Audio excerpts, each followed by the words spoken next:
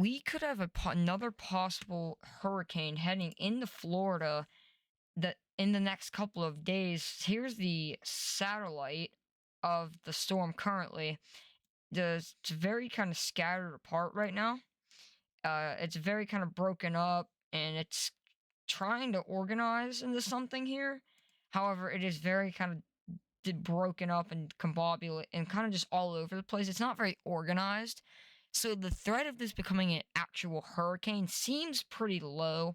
However, we could see this become a tropical storm as it moves up into the Florida coast and panhandles in the next couple of days. If we go ahead and check out the map here, or the track of it, the National Hurricane Center also kind of coincides with what I just said. It will begin to intensify. However, it won't make it to hurricane status as of today, August 3rd. It only will make it to a tropical storm and eventually go into Florida and then possibly up the coast of the Carolinas. In the next couple of days, in the next couple of days for Florida, the however, it going up the coastline in the Carolinas seems to be unlikely, as it would most likely either completely weaken out when it gets to up here, or it will get absorbed by a low pressure system that's sweeping across the United States, bringing some severe weather to some isolated areas. However, it is nothing to be concerned about or worth noting about as of today. The current trajectory by the models here have it taking more of a oceany kind of turn. As you saw, the National Weather Service had it kind of cutting up like this. Well, the models kind of have it cutting out further like this, cutting out further like that. If it takes the track that the models are currently predicting, it could intensify further and could potentially maybe become a low end Cat 1, high end tropical storm.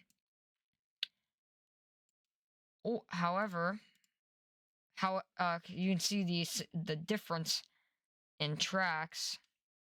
You can see the difference in tracks. I just want to point this out. This one cuts way in, and then if we go to the model trajectory, I'll just leave that right here on the center of the screen. If we come to the model trajectory, this one kind of cuts out further. It kind of like it comes out further. It kind of comes out further to the west, which would impact the Florida Panhandle a little bit more than rather let's say central Florida. And I mean, the models are still in the ball zone of where the National Hurricane Center said it's still in this area.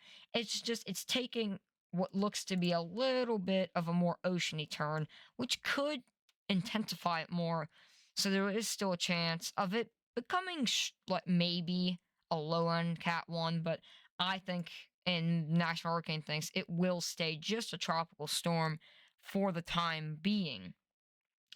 And I do want to take a look at the intensity graph really fast. I'm actually going to take a look at the intensity graph, and you can note,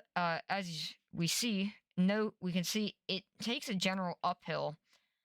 However, from about here, the models are kind of scrambled about this, but they're beginning to kind of pave out a general kind of look. You can kind of see the path. You can kind of see that general kind of look. However, if it takes an oceany track, I do think that this model, this blue one right up here, I think that one could be in the ball zone of it being of what it could be when the storm, if it takes that oceany turn. If it stays in that kind of hard right turn as it gets up towards the Florida coastline, I definitely think it will stay this pattern. It won't go up to Cat 1 and it definitely will not be a Cat 2.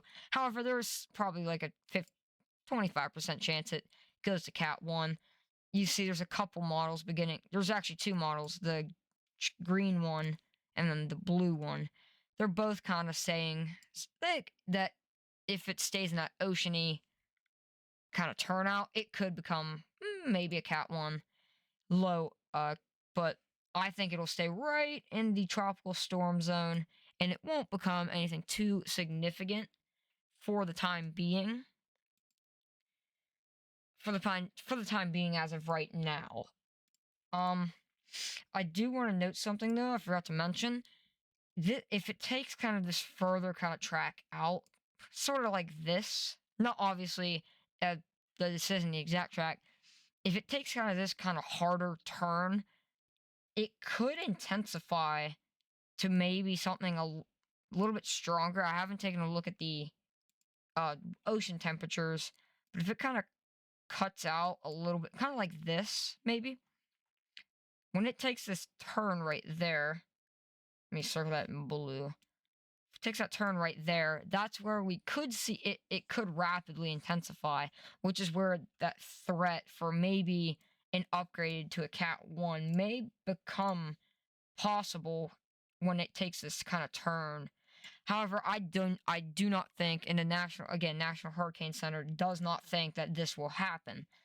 However, uh the storms that are currently all in Cuba, as they move on land, that will bring a flooding threat, kind of on the back side here, kind of for parts of for definitely the coast here, and some storm surge, basically kind of all along the Florida coast, maybe even a little bit of surge kind of further kind of west out of the main kind of trajectory zone here.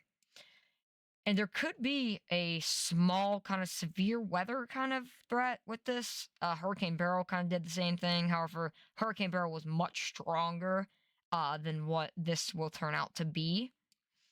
But I do want to note that, I mean, there could be some type of severe weather kind of all throughout kind of the kind of backside of it. If those storms kind of stay there and it does intensify upon landfall, there could be some threat for some storms, some showering storms, basically all across the area as it moves on land. Now, I do want to go a little bit further out towards around Thursday. Kind of further around Thursday, you can see that it kind of wants to go back out towards the ocean. Basically, from here, we don't know where it could go. It could stick to the line, or it could take weird turns and kind of go really anywhere. So if I wouldn't worry about it kind of coming back onto the coastline. However, there will be tremendous rainfall all across the coastline as it moves out. As it moves out of the area on as of 8 a.m. Thursday. So this is a quick video about it. I'll have a much more in-depth video likely tonight or tomorrow morning. I'm sorry, not tonight. Tomorrow morning, about explaining kind of the longer term things, and not longer term this and the severe weather, and just kind of an overview of the entire United States and what's to come for the future, and more of a bigger breakdown for this tomorrow. So thank you guys so much for watching. Please, if you haven't already, like and subscribe, and I will see everybody in the next forecast.